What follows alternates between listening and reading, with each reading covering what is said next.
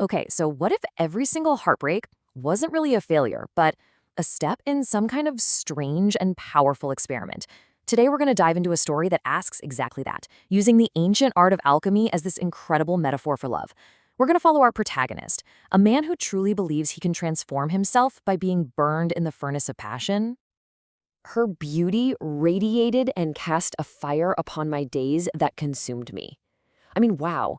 Right from the get-go, we are thrown into this world where our protagonist, Pierre, is completely engulfed by a love that feels like a literal consuming fire.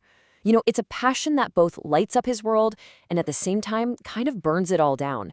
This really sets the stage for a pretty dangerous personal experiment. All right, so this gets us to the first stage of Pierre's whole journey. See, he doesn't just fall in love like a normal person. Nope, he has this entire philosophy built around it. For him, love isn't about comfort or stability. It's about fire, destruction, and then this glorious rebirth. Now, what's so fascinating here is the central metaphor he uses, the Athanor. In old school alchemy, this was the furnace, right? It was where alchemists would slowly heat up base metals, hoping to transform them into gold. Well, Pierre sees his own heart as an Athanor, where the intense heat of his passions is meant to purify his soul and burn away every last impurity. And this right here is the core of his whole deal. He believes that heartbreak isn't a failure. It's a feature. It's part of the design. Just like that mythical phoenix, he thinks love has to burn to ashes before it can be reborn, stronger and more pure. For Pierre, the pain isn't just a side effect of love. It's the entire point. The quote says it all. One must accept being hurt or renounce love for good. For him, it's totally black and white. You either embrace the pain that comes with passion, or you just give up on love entirely and live this meaningless life like a bug in a dark cellar. It's this all-or-nothing philosophy that really romanticizes suffering. But is he right about any of this? Well, just as Pierre is digging his heels in, totally committed to this romantic ideal, a new character enters the scene. And it's not another lover, it's a voice from inside himself. And this inner voice starts to question everything he believes, which, as you can imagine, kicks off a huge internal conflict. And here, you can literally see his mind splitting in two. On one side, you've got Pierre, the romantic knight, who is terrified of a boring, monotonous life. But on the other side, you have this voice of conscience, his inner critic, accusing him of using all this drama and passion as just an elaborate escape, a way to run away from something much more real. So this really puts everything on its head, right? The voice is suggesting that his obsession isn't some noble quest for growth. It's a flight from a much older, deeper wound. What if all this romantic fire is just smoke, hiding a burn he doesn't even remember getting? This forces him, and us, to start looking a whole lot deeper. So, he's totally confused, tormented by this inner battle. But Pierre doesn't go to therapy or talk it out with friends. Instead, he turns inward. He decides to go on this dreamlike journey deep into his own psyche, into a place he calls the Land of Avalon. And the story doesn't just treat this as some vague daydream. It lays it out like a deliberate technique for self-exploration. It's a conscious descent into what's called the hypnagogic state. That magical, kind of weird space right between being awake and being asleep, where your subconscious mind can really speak its truth through symbols and images. And deep inside this symbolic forest of his mind, he doesn't find a wise old wizard or a monster he has to fight.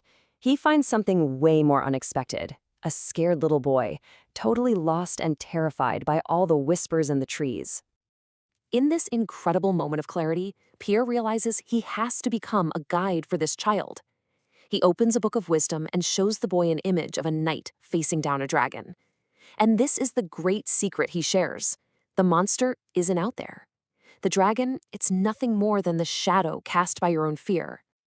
And then it just clicks, the big epiphany.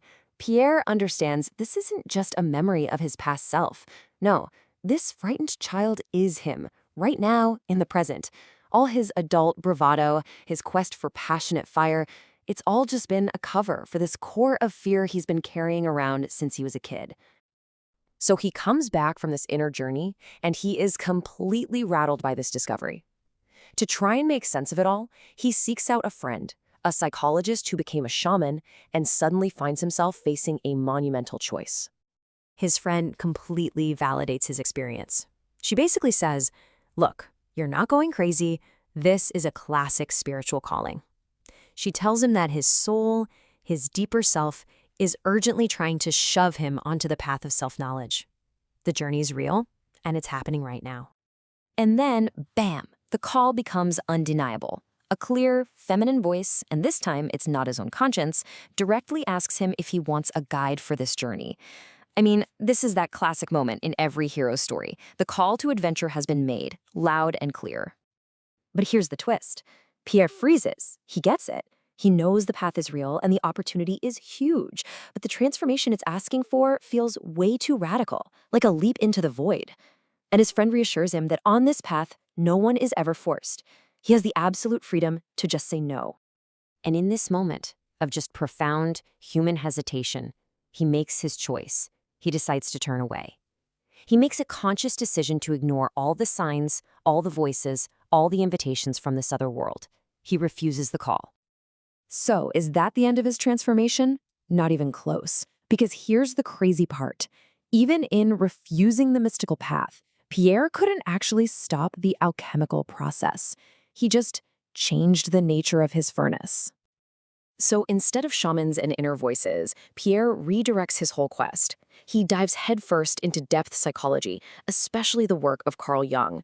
He starts looking for answers not in these esoteric realms, but in the archetypes and structures of the human psyche itself.